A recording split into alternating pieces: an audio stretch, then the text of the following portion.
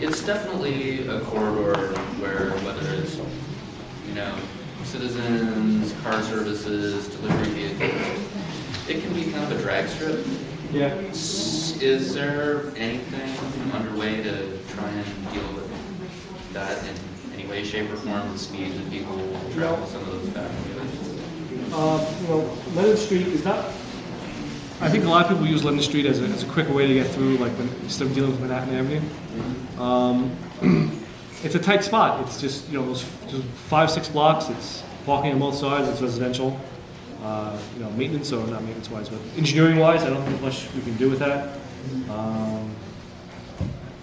I haven't seen too much speeding on that block. Again, we do a lot of our speed enforcement on the Guinness Boulevard and on Meeker. So whenever we have a fatality, traffic fatality, myself and Captain Comm, we go through a whole an analysis of the event and see what we could do to try and stop it from happening again. Whether it's asking DOT to do some more stuff, could we have done more enforcement? That was a tough one to deal with. The guy was drunk.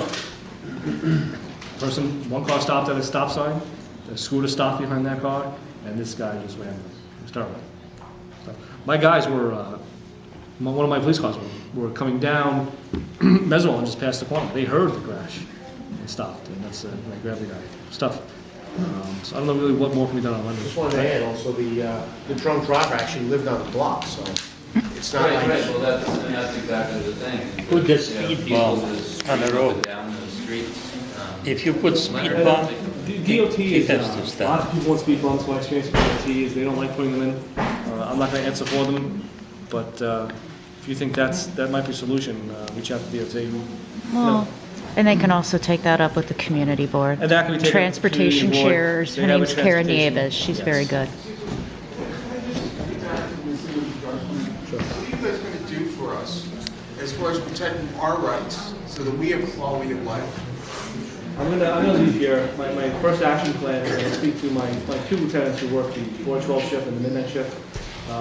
Show them through all the complaints we've received in the last 2 weeks about it. Let them know the reaction I had today at this meeting. That this is now a club that's on our radar. Like I said, the 100+ clubs we have in this command, there's 6 maybe that are on our radar, maybe 10, that we watch every weekend. There was 22 places we watched on New Year's Eve. Had people either in front of or went to go visit. They're just the bigger ones. But I said there's 6 to 10 that we watch every weekend. This place is now on that list. We're going to do, if we can do noise enforcement there, which sounds like we can, we will. The thing is, Joe does it so he does it like randomly, so that let's say I made an appointment with DEP.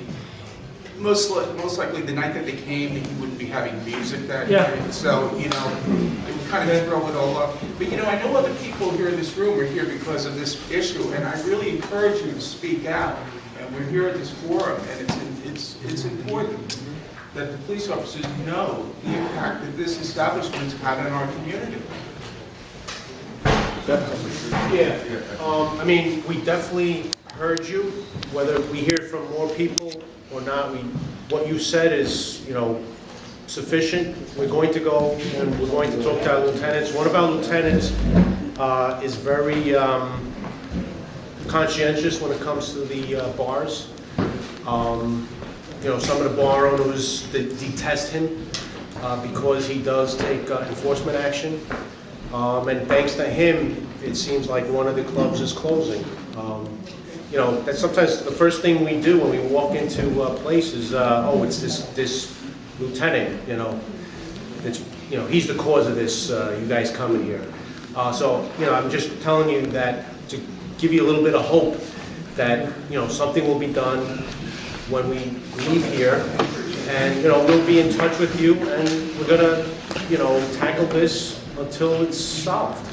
And I just want to say too, because I've known Richard and I've lived on 10th Street, I've lived on Franklin and then on 10th Street for the last 15 years.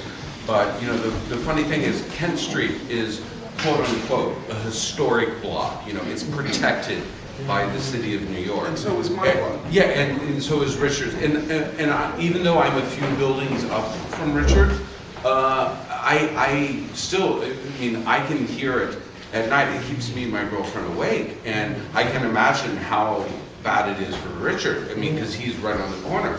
And I mean, this is historic. I mean, you can't cut down a tree. You can't change your sidewalk. You can't paint your building a different color because everything is protected on this street.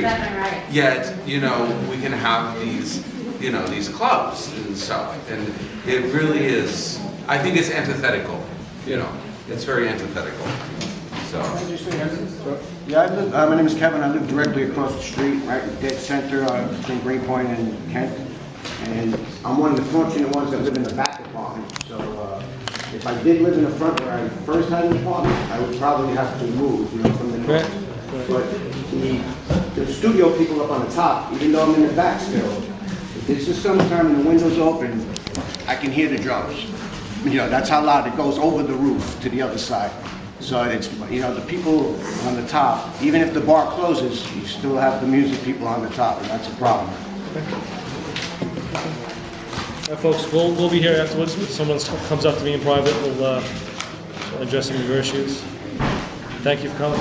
It's great.